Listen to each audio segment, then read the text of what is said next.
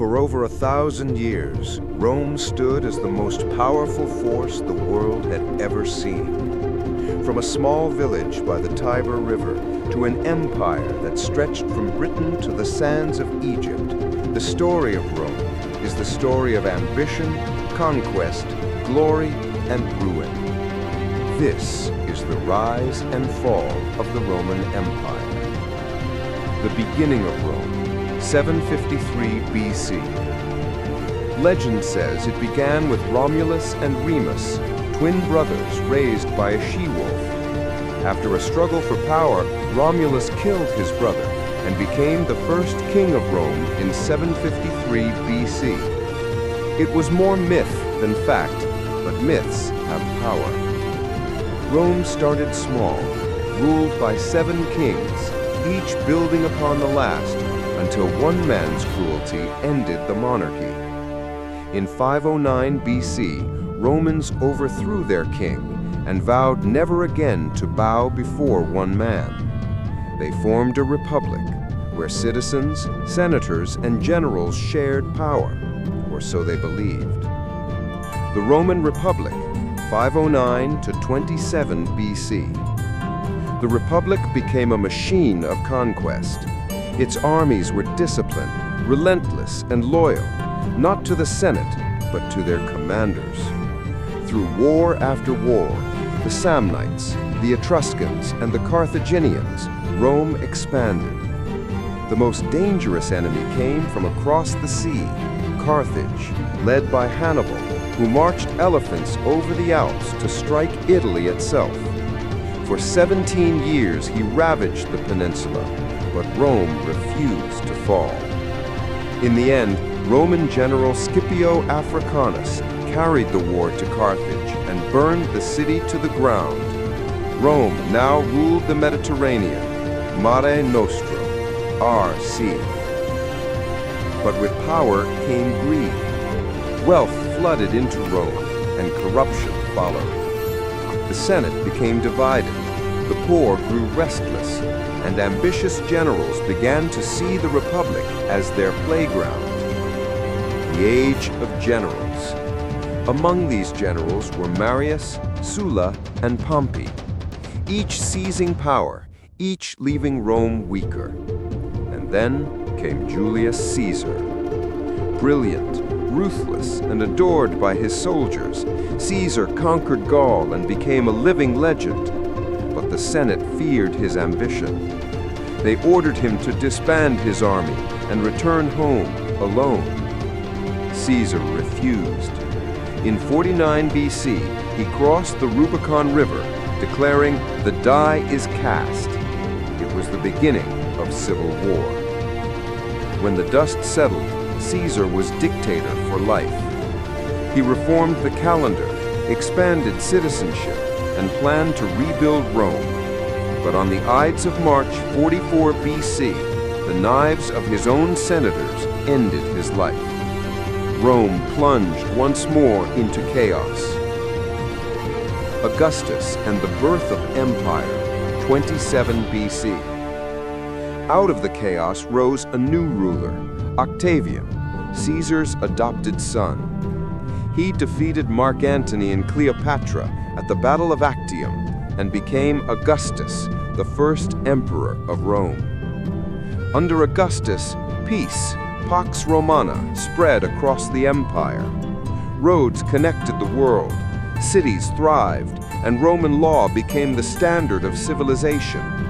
From Britain to Syria, millions lived under the eagle's shadow. For the first time, Rome was more than a city. It was an idea of order, discipline, and eternity. The glory and madness of the Caesars. After Augustus came a line of emperors, some wise, some cruel, some utterly mad. Tiberius ruled with paranoia. Caligula declared himself a god and made his horse a priest. Nero, accused of playing music while Rome burned, blamed the fire on Christians and began one of history's darkest persecutions. Yet, even amid madness, Rome endured. Its legions expanded east and west, its architecture soared, and its people still believed in their destiny to rule the world. The five good emperors, 96 to 180 AD. After Nero's fall came a golden age, ruled by the five good emperors, Nerva, Trajan, Hadrian, Antoninus Pius, and Marcus Aurelius. They brought stability, justice, and wisdom. Under Trajan, Rome reached its greatest size, stretching from the deserts of Arabia to the forests of Britain. Hadrian built walls to protect the borders, and Marcus Aurelius wrote philosophy while defending them. But even the wisest ruler could not stop the tide of history. After Marcus, civil war returned, and Rome began its slow descent. The decline of empire, 3rd century crisis. From 235 to 284 AD, the empire nearly tore itself apart.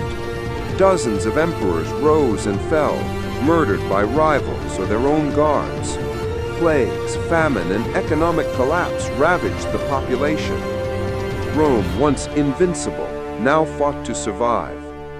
Then came Diocletian, who divided the empire into east and west, a desperate attempt to control its size. He reformed laws, stabilized the economy, and persecuted Christians, unaware that the faith he tried to destroy would soon reshape the empire forever. Constantine and the Christian Empire. In 312 AD, Constantine the Great saw a vision before battle, a cross of light and the words, "In this sign conquer." He won, became emperor, and legalized Christianity. He built a new capital in the east, Constantinople, a city that would one day outlive Rome itself. The empire was changing, no longer a pagan power, but a Christian one. And while the east grew stronger, the west began to crumble.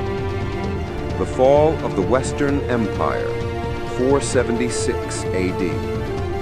By the 5th century, Rome was a shadow of its past. Barbarian tribes pressed at every border, Goths, Vandals, Huns.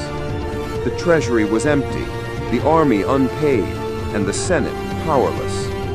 In 476 AD, the Germanic general Odoacer deposed the last emperor, Romulus Augustulus. The Western Roman Empire was no more. But the Eastern Empire, the Byzantine Empire, continued for another 1,000 years, keeping Roman law, art, and learning alive. Legacy of Rome. Rome may have fallen, but its spirit never died. Its laws shaped modern justice. Its roads became the paths of nations. Its language birthed Italian, Spanish, French, and more. And its dream of unity, order, and civilization still echoes in every capital built after it. As the poet said, "While stands the Colosseum, Rome shall stand. When falls the Colosseum, Rome shall fall." The stones still stand. The empire is gone, but the story of Rome endures forever.